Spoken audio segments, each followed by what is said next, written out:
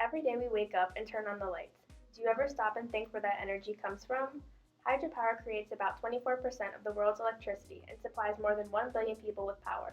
The total output of hydroelectric plants worldwide is 675,000 megawatts, which is equivalent to 3.6 barrels of oil. It is the United States' largest renewable energy source.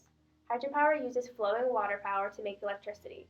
There are several types of hydroelectric facilities, but they all use the kinetic energy of flowing water. A turbine turns kinetic energy into mechanical energy. Then a generator turns the mechanical energy into electrical energy. Most conventional hydroelectric plants include a dam, a turbine, a generator, and transmission lines. To increase the volume of moving water, dams are used to collect water. The dam controls the flow of water. The reservoir formed by the dam then becomes stored energy. The gates of the dam then open and gravity pulls the water through the pipe stalk, which is a pipeline that leads to the turbine. Pressure of water flow increases as it goes through the pipe because of the pressure of water falling through it. The force of the water from the dam then pushes against the large blades of the turbine, causing it to spin, which converts the water's kinetic energy into mechanical energy, much like a windmill. The most common type of turbines in hydroelectric plants is Francis turbine, which looks like a large disc with curved blades. It can weigh as much as 72 tons and turn 90 revolutions per minute.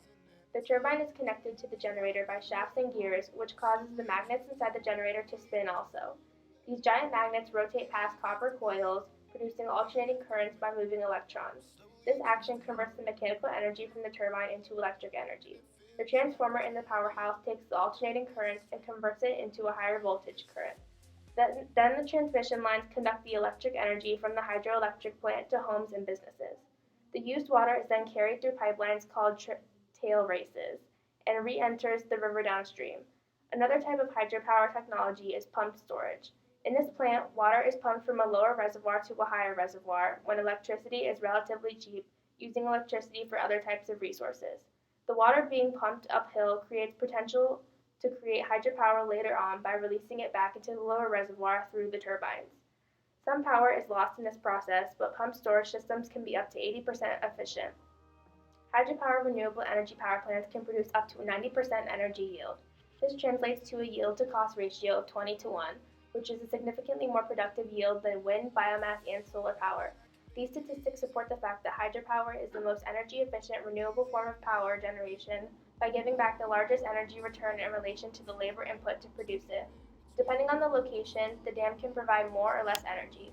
On a flatter surface, less energy is provided. On a more hilly surface, more energy is provided. One of the environmental impacts of hydropower is on wildlife and how it can be more affected upstream and downstream. Reservoir water is more stagnant than river water or stream water. This can cause more algae growth because of higher than normal amounts of sediments and nutrients. In addition, if too much water is stored behind the reservoir, segments of the river downstream from the reservoir can dry out. This means that most hydroelectric operators are required to release a minimum amount of water at certain times of year. If not released appropriately, water levels downstream will drop and animal and plant life can be harmed.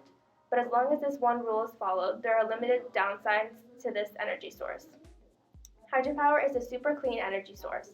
Hydropower does not pollute the air, contribute to acid rain or ozone depletion because of carbon dioxide emissions, or, like nuclear power, leave highly toxic waste that is difficult to dispose of. It is one of the cleanest energy sources around.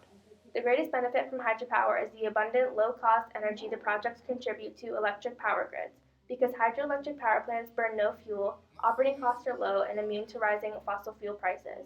In addition, most of these projects were built years ago, when construction costs were low. As a result, these plants are playing significant roles in keeping electricity costs affordable for consumers, creating a positive impact on the economy. Hydropower is not a threat to military or security.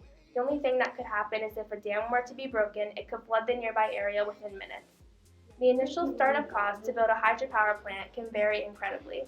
A plant can range from around $26 million at the lower end to support smaller local populations, ranging throughout a few cities, and toward the upper end, with more elaborate systems that supply power for tens of millions of people, can reach costs upwards of $20 billion.